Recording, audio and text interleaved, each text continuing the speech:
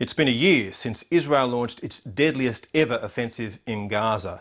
The wave of air raids on Hamas targets across the territory killed more than 200 people in what was one of the bloodiest single days in that decades-long conflict. The aim was to end the barrage of crude rockets being constantly fired by Islamic militants towards Israeli towns. On that level, it's been a success, but Israel's been paying a high price, with its standing in the international community plummeting.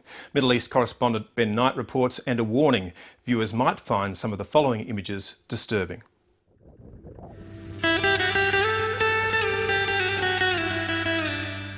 Gaza isn't a place you visit for the scenery. Not that tourists are allowed in anyway. Both Israel and Egypt keep their official borders tightly sealed. For 4 weeks at the beginning of this year, this narrow 40-kilometre long strip of Mediterranean coast was pounded from air, land and sea by the Israeli army, and it still carries the scars. A year later, some of the damage has been cleared up, but with imports of steel, cement and glass still banned by Israel, rebuilding is almost impossible. During the war, Israel banned all foreign media from coming into Gaza independently. We're now heading back to the first place that I was able to get to once the shooting stopped. Back then, Abed Rabba was an apocalyptic scene, with street after street of flattened apartment blocks. This family used to take up 2 floors of one building. 12 months on, they're living in tents donated by France and a container from Turkey. Cast lead bombed them back to their roots, and it's a change this family is still adjusting to.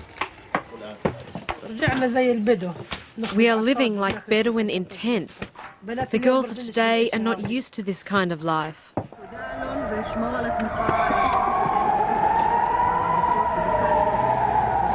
Operation Cast Lead was launched to put a stop to years of Hamas rocket attacks on Israel's southern towns and cities.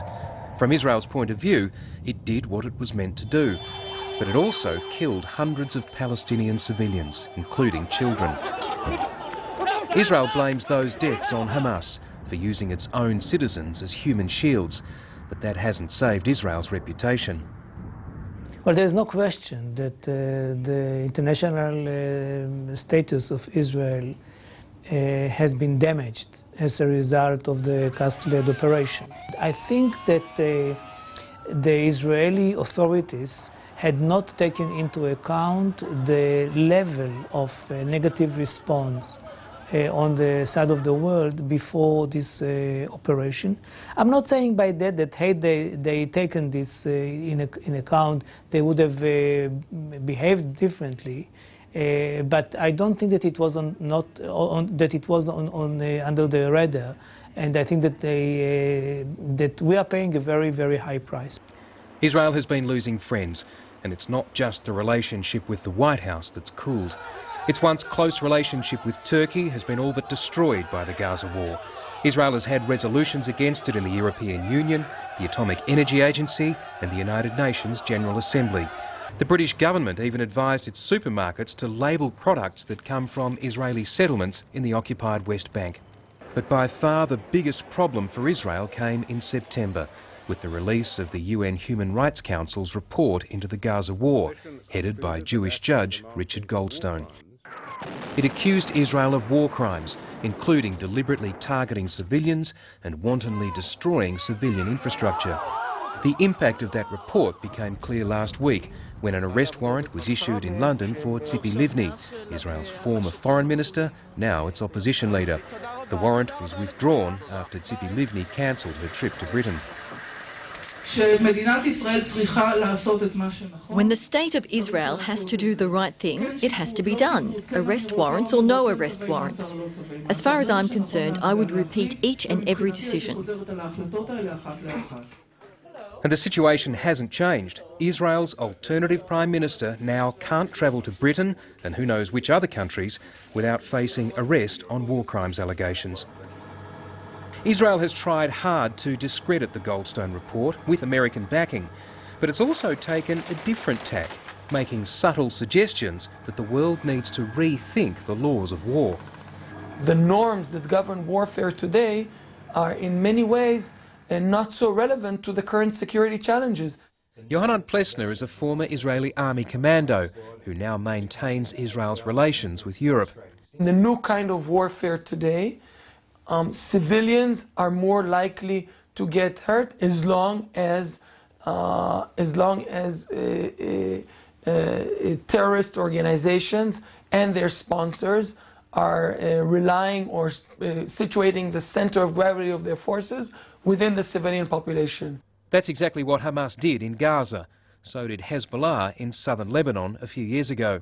What are you going to do when this is not an exception, but this is the strategy? Asa Kashir wrote the Israeli army's code of ethics. If you try to apply the rules, the ordinary rules, to such circumstances, then you reach the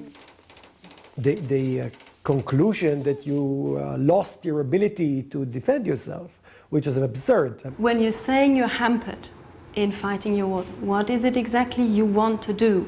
If parties to conflict don't respect rules, that doesn't mean that the opposite party can then say, well, we won't respect the rules either.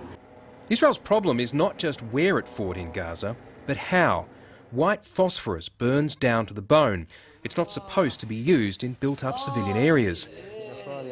Juma al-Najjar was one of those hit with a white phosphorus shell.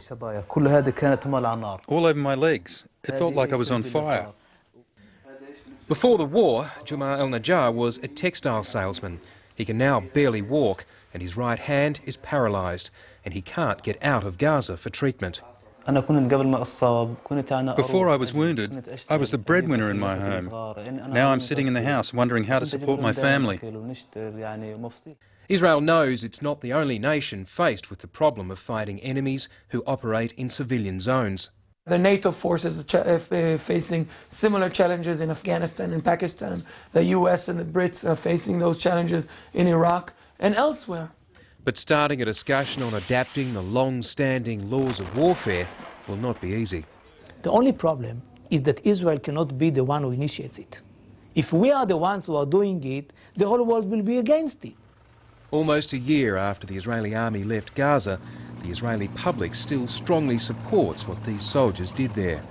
But this is a country that's used to winning its wars while losing at public relations. That report from Ben Knight.